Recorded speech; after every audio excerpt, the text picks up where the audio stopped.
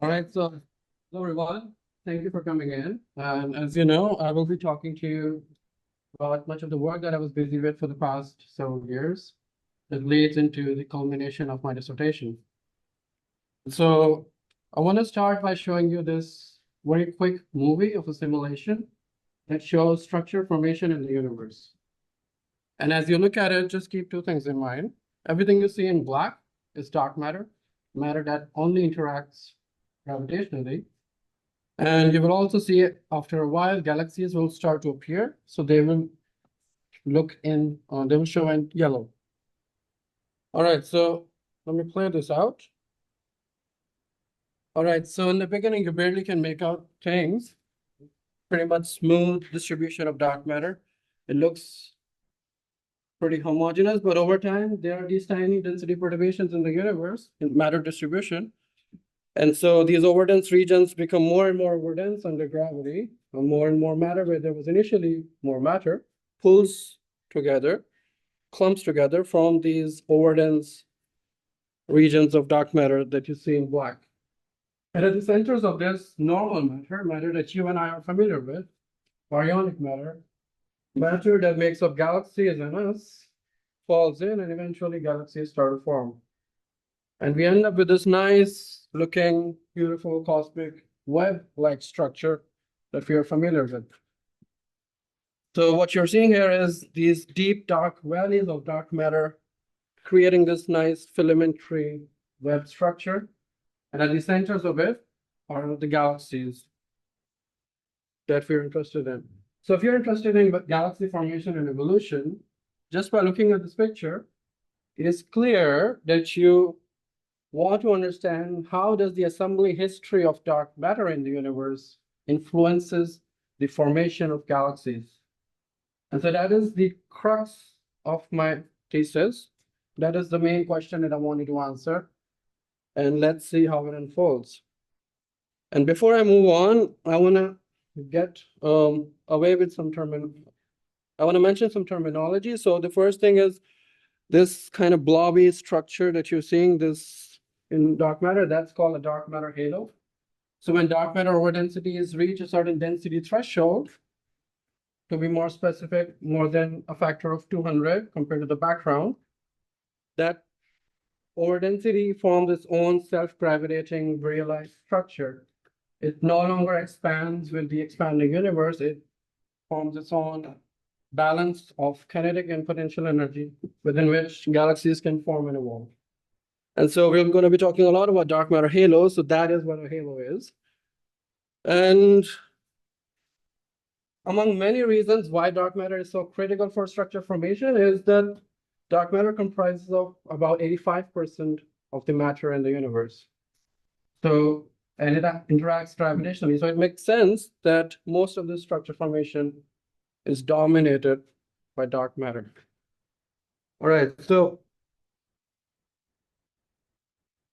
now I want to show you just what I showed you, but to drive my point home, wherever there is dark matter, there is galaxies. And it is at the centers of the dark matter over density is where galaxies reside. And so here's a picture from a simulation, a snapshot that shows the distribution of dark matter. And in a second, I would overlay this with the distribution of normal matter, baryonic matter. And you'll see that they will both overlap perfectly. And I'll blink between the two. So this is galaxies, dark matter, galaxies, dark matter galaxies, dark matter galaxies. So the point here is that wherever there's dark matter, there are galaxies. Now, if you want to understand how does the dark matter influence the formation of structure and the formation of galaxies, maybe this can be the first hint into that investigation. That the distribution of galaxies can clue you in to maybe how does dark matter behave and influence the formation of galaxies. So more formally, what we really want to answer is, given a set of dark matter halo properties, what is their influence on galaxy formation? So dark matter halos can be characterized by halo mass, halo concentration, halo formation time, halo spin, how fast is it rotating, the angular momentum. And all of these properties have ultimately an influence on galaxy properties, how much stellar mass they accumulate over time, their star formation rate, their size, and their morphology, if they're elliptical or spiral, etc., etc. And my quest is to understand what is the connection between the set of properties of dark matter halos and galaxies. While that is the long-term goal, in this thesis, I try to answer how does the halo mass of dark matter, connect to galaxy stellar mass. And it turns out that the connection between these two properties really determines most of the galaxy halo connection. And it makes sense intuitively why that is because dark matter halos, as we saw, influences the structure formation, galaxy formation, gravitationally. So it makes sense that it is the halo mass that governs most of this structure formation. And the question now is, how do you connect the dark matter halo mass to galaxy stellar mass? And this takes me back to some quick history of the field. Measuring the spatial distribution of galaxies can give us clue into the dark matter galaxy halo connection. And so all of this starts way back in 1960s when one of the first papers that got published measuring the distribution of galaxies in the universe was based on data from Lake Observatory. So this plate wall still exists, I think, in California at Lake Observatory. These are these ancient photographic plates before the advent of modern telescopes. That's how the data used to be collected. And they could really only detect the most bright nearby galaxies. And so to measure the 2-point correlation function of it, which essentially measures how clustered your galaxy population is. So on your left, you see an example of a cluster distribution of galaxies, and on the right, you see a random distribution of galaxies. And the point of showing this is simply that galaxy clustering is a measurement of how far away from a random distribution of galaxies you are. In other words, what is the excess probability of finding two galaxies separated by some distance? It can be angular distance or real space distance. What is the probability of finding two galaxies separated by some distance above the random probability? What is the excess of it? And so they measured the 2-point correlation function. And later on in late 90s and early 2000s, there was some work done in halo formation theory, which allowed them to realize that, hey, halo clustering depends on halo mass. And so galaxies reside within halo mass. Sorry, galaxies reside within halos. And so if you can measure galaxy clustering, you can maybe measure halo mass. And so if you can measure galaxy clustering as a function of stellar mass, assuming that they reside within halos as a function of increasing the mass, then maybe you can probe the halo mass. And so that is the first probe that I will actually be using for this work that I did. All right, since then, since 60s, it's been more than 50 years now.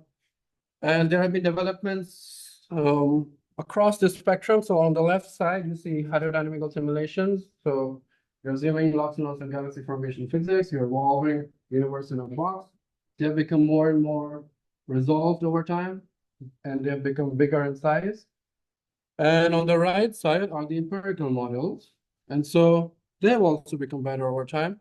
They're more close to the observations and far removed from the assumptions of galaxy formation physics, the more far right you are on this side, the spectrum. And so due to advancements in telescopes, that has also become more and more refined. Higher resolution images are easier to get than 50 years ago. You can probe the universe much deeper, and so you can trace this evolution of galaxy halo connection with redshift back in time.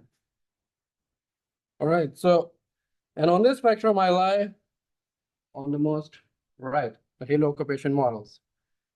And the reason for that is simple, that I wanted to assume no galaxy formation physics, and I wanted to be as close as possible to the observations.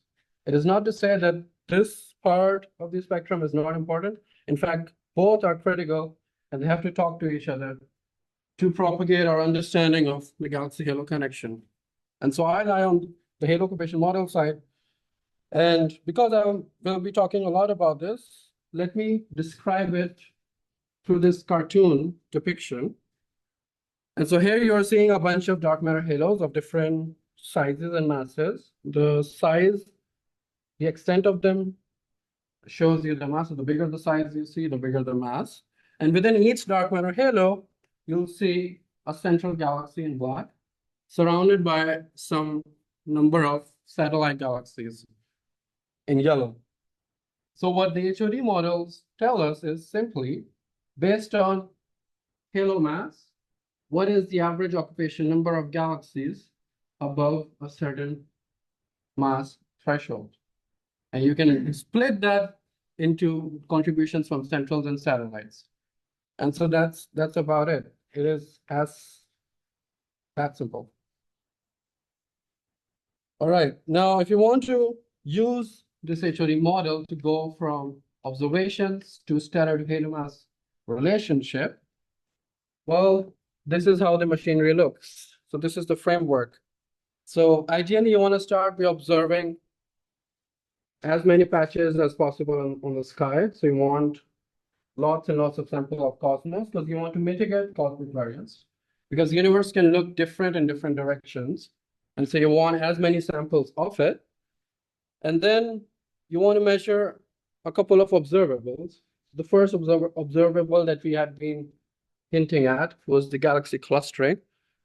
And it turns out that galaxy clustering, along with the measurements of number density or the stellar mass function, is really critical and breaks lots of degeneracies in constraining the HOD model. So we saw how galaxy clustering can help you probe the halo mass.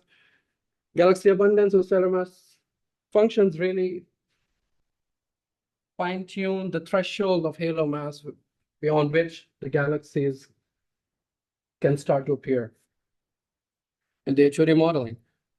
So once we have these two probes measured, what we do is we have the HOD model set with a bunch of parameters. And as you tweak those parameters, you run it through the halo formation theory, which is well established. You can then produce the model clustering and abundance. And we do this in an MCMC framework. We create thousands of samples until we find a set of HOD parameters that best fit the observed clustering and abundance simultaneously. All right, so once we do that, and obviously we want to do this as a function of redshift. So we measure these quantities as a function of redshift, as you can see. And once you have found the best fit HODs, from there to going to stellar halo mass relationship really just remains a matter of quick derivation. All right. So that's the framework. And now let's see how it looks in practice. So what we did was we took two large and widely separated fields, UDS and Cosmos. Both are about a square degree, and they are pretty deep fields, so it allows you to probe galaxies out to redshift 8 or so, but for our purposes, we're going to limit to redshift 5, which is about the first billionth year of the universe. So we took this data. The catalog for Cosmos field already existed, so I inherited it. And for the catalog for the UDS field, I constructed it myself. And this actually takes me to a quick detour, which was about more than 2 years of my PhD. And well, it's going to be a couple of slides over here. But this is real technical work and really necessary to ultimately do the science. So I had to spend a lot of time on this. Well, what we did was we observed this UDS field in a bunch of different filters. Well, we didn't observe, we collected the observations from different surveys. And so different surveys had few filters, 3 to 5 or so. And ultimately, we ended up with this very extensive coverage in wavelength. These are the filtered transmission curves for the different bands. And so we, all the way from U to IROC, channel 2, channel 4, actually. So we have this long wavelength coverage, which is very critical in constraining galaxy properties like redshift and stellar population properties like stellar mass, etc. So what we do is we detect the galaxies in the field using sophisticated software, and then we do aperture that. There's one very critical step in which we have to bring all the images to the same resolution. Because when you lay down an aperture on a galaxy, in one filter, it should translate to the same physical region on the sky in another filter. It should not change based on the resolution of the image, because we want to do the spectral energy distribution fitting, which you'll see in a second. And for that, it's very critical that the flux that you're laying on an aperture on the galaxy and getting comes from the same physical region at whatever redshift the galaxy is. All right, so we made this catalog public. It has about 200,000 objects with robust photometry out to redshift 8. And let me just show a few essays to you. So remember, the aperture photometry that I was talking about really becomes data points on these SCD fits. And so what we ultimately want to know is, that is why we have the wide wavelength coverage, is that what do these data points translate into the spectrum for the galaxy? And so we do template fitting and we find out whatever the best template is. And what does that translate into the redshift of the galaxy, how far away the galaxy is from us? And also, what is the galaxy's stellar mass? What is its star formation rate? What is its integrated star formation rate? How much dust is attenuating it, the flux that is coming out? And so on and so forth. So this is just an example of different types of SCDs. We have a Poisson galaxies on top in different redshift regimes. So these are pretty passive galaxies, old and dead, as they say. They barely evolve, form stars anymore. And then in the center, you have dusty star-forming galaxies that are forming a lot of stars, but are enshrouded in dust. At the bottom, we have star-forming galaxies. So just galaxies that are forming lots and lots of stars, but are not enshrouded in dust. All right, so now let's go back to the galaxy halo connection. So using this data set of UDS and Cosmos, we, as I mentioned before, we want to measure the clustering and abundance, right? So here are the measurements. For the different redshift bands from redshift 0.2 all the way to redshift 4.5, you see them in these 9 panels. And you'll see the galaxy clustering measured as a function of stellar mass threshold. So darkening shades of color in each redshift band panel is showing you the increasing stellar mass threshold. As you can see, the galaxy clustering increases with mass, and that is connected to how the halo clustering increases with mass and allows us to probe the halo mass, as I mentioned earlier. And in the inset panels are the stellar mass functions, so the number density of galaxies. And so we fit both of these jointly in the HOD modeling framework. And when we do that, we fit them individually in different redshift bands. And once we do that, that's what we get. So the dashed lines are showing the fits. And remember, these fits are done for clustering and stellar mass functions simultaneously. So you'll notice some regions where the fits might not look the best in terms of clustering. But remember, we're putting clustering constraints and the stellar mass function constraints together for the fitter. So it does the best it can as far as the modeling allows. Now, overall, the fits look okay, but there is a big problem here. And the problem really only appears when you actually look at the posteriors of these fits. So the different 11 parameters that govern the HOD model, you don't even need to know what each of these parameters are, but the point I want to make here. So I want to show you only for the three different example redshift bins. So the lowest redshift bin is at the left, and intermediate redshift bin is at the center, and the highest redshift bin is on the far right. Now, just without knowing what each of these parameters do, you can see that in the lowest redshift and the intermediate redshift, most of the parameters are constrained, okay? The 1D posteriors look Gaussian-like. They're behaving nicely, except for maybe a couple of parameters right here. But by the time you reach the highest redshift band, it's a mess. It's an omelet. It's chaos. All the medians that come from here that translate into the curves that I showed you in the previous figure, they're coming from this, which is not reliable. They're really governed by the bounds that I supply to the fit when I do this. And so that is a problem. And it makes sense that HLE fitting is doing so bad at those redshifts.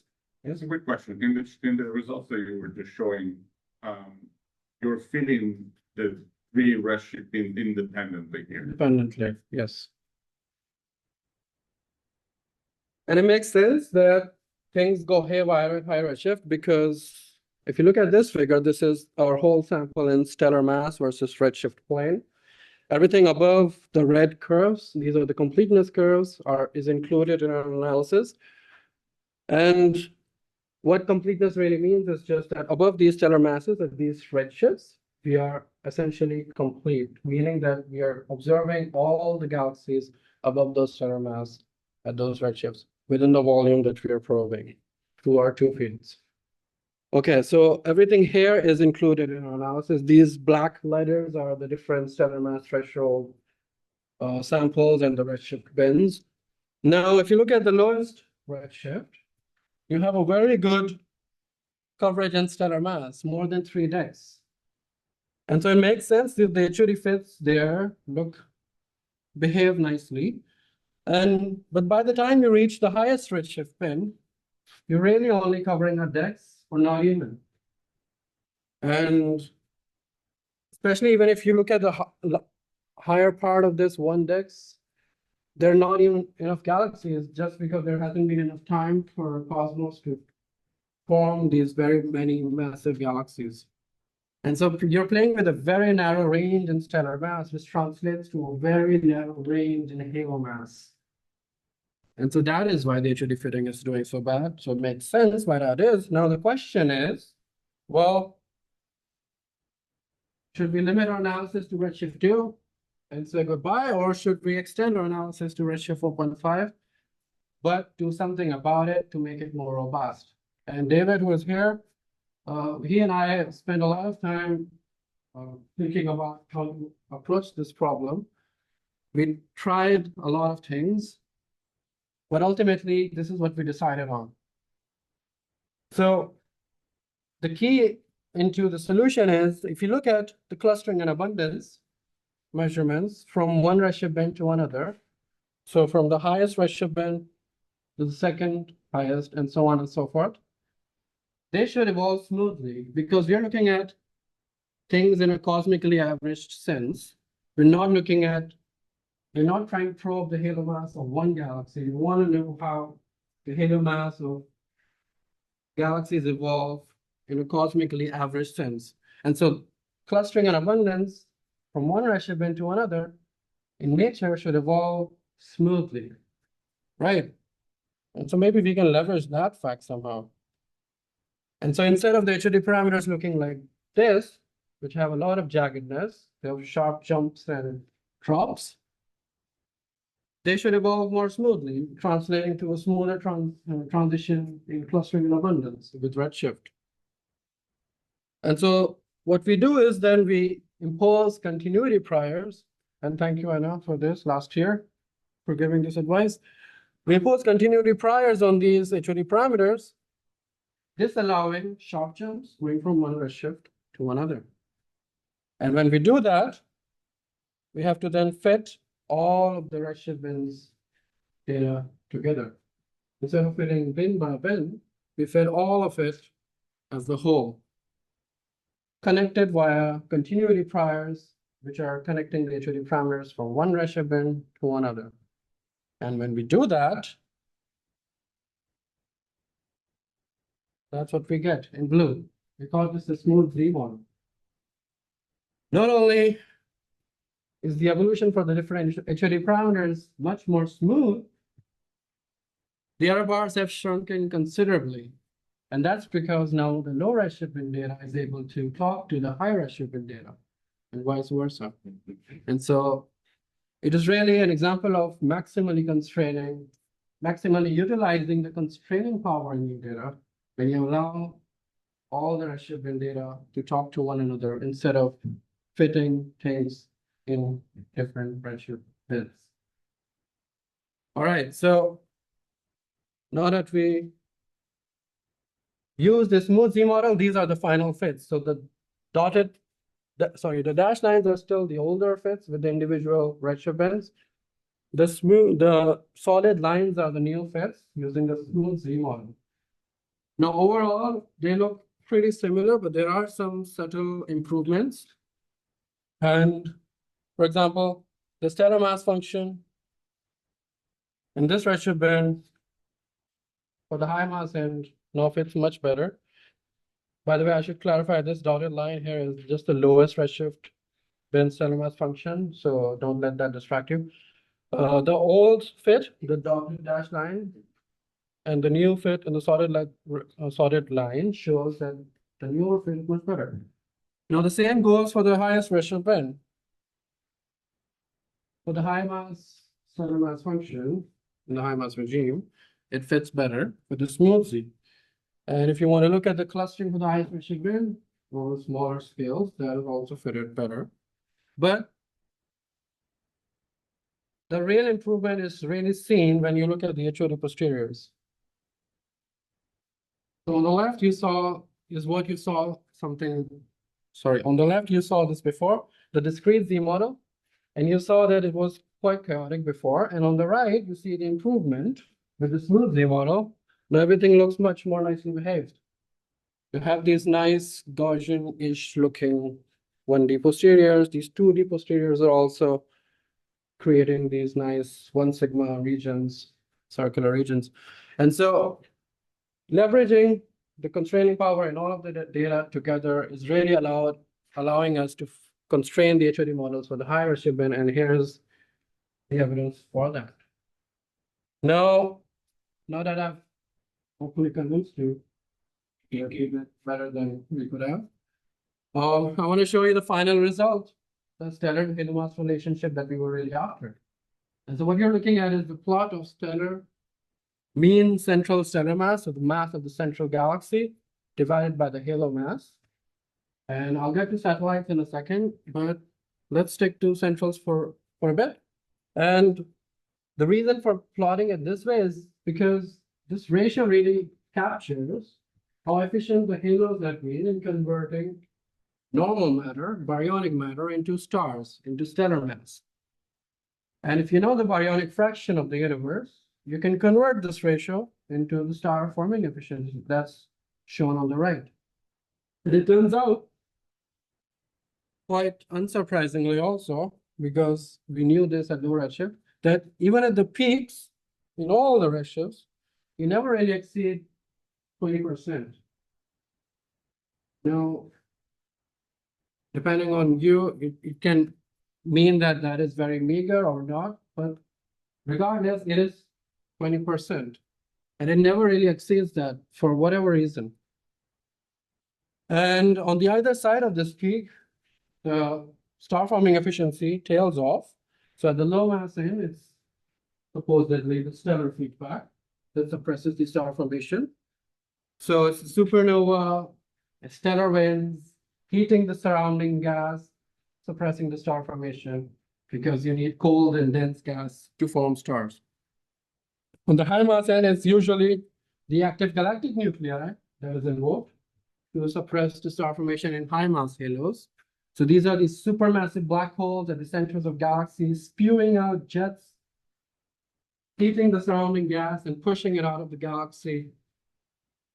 and not letting it fall back on, that is usually invoked in suppressing star formation in those massive halos. There are other types of AGN, but it is usually the jet mode AGN that tends to be the most favorable for suppressing star formation. But I wouldn't go into too much detail there because that was not the focus of my work. And so I just wanted to highlight the shape of the stellar to halo mass relationship out to redshift 4.5. And I should clarify these vertical dashed lines you're seeing.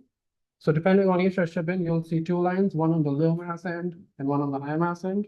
So that is the range of halo masses that we probe directly through analysis. So based on the completeness and all based on the volume of the survey. And so for the lowest redshift bin, you'll see, sorry, for the highest redshift bin, you'll see this coverage being the narrowest. And as you lower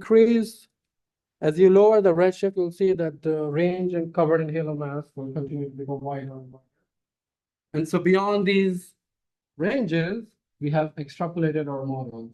So this is just a caution the audience that we are not directly constraining the stellar to halo mass relationship there, but rather extrapolating our models. All right. So now I want to draw your attention to something very subtle in this figure. The peak halo mass, it evolves barely, but it evolves ever so slightly. And it has clues in it for the galaxy halo connection. And so if I show this to you, in comparison to all the other data in the literature, that's how it looks. So everything in colored markers is coming from observational studies. And our result is shown in this black solid curve or line. And overall, you see general agreement. So this peak halo mass is a function of redshift evolves in general agreement. Everybody agrees that the peak halo mass stays somewhere around 10 to the 12.3 or so solar masses out to redshift 4.5 or so, which is the first billionth year of the cosmos. But there are subtle differences, and those are important. Now, the first thing you notice is on the lowest redshift part, out to redshift 1.5, you see that everybody else's markers are below our result. There's this systematic offset between our result and theirs that we always get the higher peak than them. And we spend a lot of time figuring out what that is. And ultimately, we realized that the answer is cosmic variance. So it turns out that most of these studies, in fact, all of them, utilize one single field called cosmos. But in our analysis, we were using cosmos and UDS, both contributing almost equal area. So we thought, hey, maybe this is because of cosmic variance. And so we split our sample into UDS and cosmos, and then we measured the peak again, and voila, when we do that, our cosmos peaks and causes lie perfectly with their peaks derived from cosmos. And so it is really the UDS field, which has a much higher peak halo mass at these redshifts, that pushes the overall peak halo mass to slightly higher values than the rest. So cosmic variance is quite critical when you're trying to probe the cosmic evolution of stellar to halo mass relationship. Now, on the highest redshift bin end, or beyond redshift 2 or so, you'll notice that the error bars tend to be quite large in most of the studies. And I want to draw your attention to this specific study in purple that is quite comparable to ours because their data set size is similar to ours, and also their HOD model is exactly like ours. And so even though they just use Cosmos field, they use a much bigger part of the Cosmos field. So their area comes to be comparable to our UBS plus Cosmos. Now, if you notice, their error bars are quite large compared to ours. And the reason for that is the utilization of smooth Z model or not. And so they did the individual bins separately. They fitted the HOD models for each of the redshift bins one by one, like we did initially. But when we do the smooth Z model, we shrink the error bars by a whole lot, by a factor of 6 in this log space. And that's huge. And to prove you that what we are speculating is right, I want to show you our individual fits, individual redshift fits in turquoise. And you see the error bars in turquoise, in our case, at redshift 3 or so, is comparable to the purple result. And so it's really highlighting the power of using or fitting all of the redshift at once.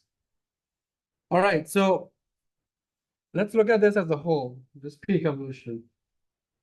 Now, early on, if you had removed our result, you might be saying that there is a decline in peak halo mass with decreasing redshift.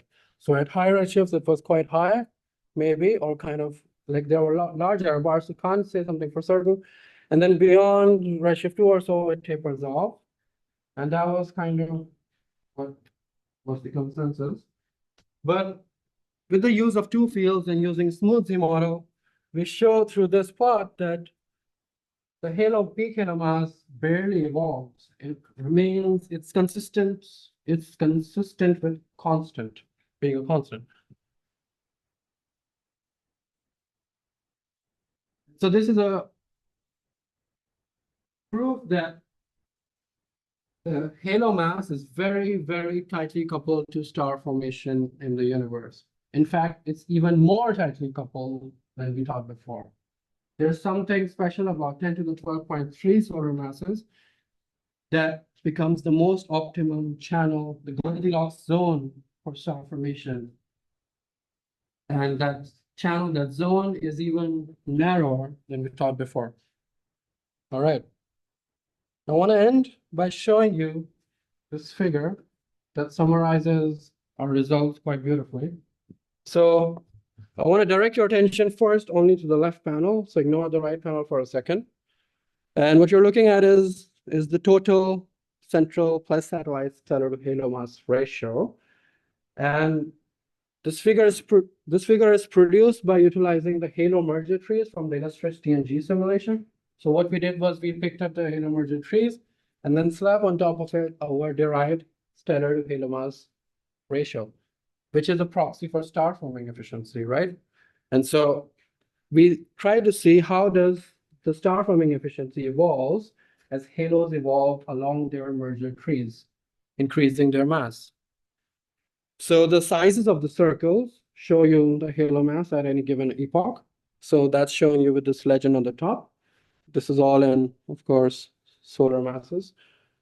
And at the bottom, you'll see this red legend. The darkening shades of red, the darkest here, shows you the highest final halo mass. And it becomes smaller and smaller as you go up here. So this is really just showing you the final mass or the final mass at the redshift, the lowest redshift, in our case, of the halo mass. And in brackets, I also show you the mean central galaxy final stellar mass. All right, now let's trace back in time one of these guys. So this darkest color, the highest mass halo at the lowest redshift, let's trace it back in time. So this is the least efficient one in the lowest redshift. So the star forming efficiency is the lowest, right? And as you trace it back in time, it increases. And by the time you reach the highest redshift, it's the most efficient one. All right. Now, if you trace back in time the lowest final mass halo, this lightest pinkish color, the opposite happens. So it starts out at the lowest redshift being the most efficient one. And it tapers down somewhere and then reaches here being the least efficient one. So you see there's a flip in the hierarchy. It is the most massive halo at the final mark that is the most efficient at the highest redshift, followed by lesser and lesser massive systems. This hierarchy completely flips around redshift 2 when the lower mass halos start to pick up star formation and the old, more massive halos enter the quiescent phase where they evolve passively. All right, now just the right panel is just removing the satellite galaxies from here. And so if you remove that, this whole thing shifts a little bit downwards, but the same pattern remains. The most massive galaxies and halos form most of their stars first, followed by the lesser and lesser massive systems. So that is where I would want to end, and I just want to show a couple more slides. Actually, not even the slides, acknowledgements. So before I do that, just let me just, okay, sorry. So this is where my work ends here at Tufts. Now, in future, and I'm right now currently working on this with Danilo and David also. What we are probing now is this standard halo-mass relationship beyond redshift 5 using JWST data, so out to redshift 8 or 10. And that work is currently underway and should come out pretty soon, so stay tuned. And yeah, I want to end by thanking some special people without whom this PhD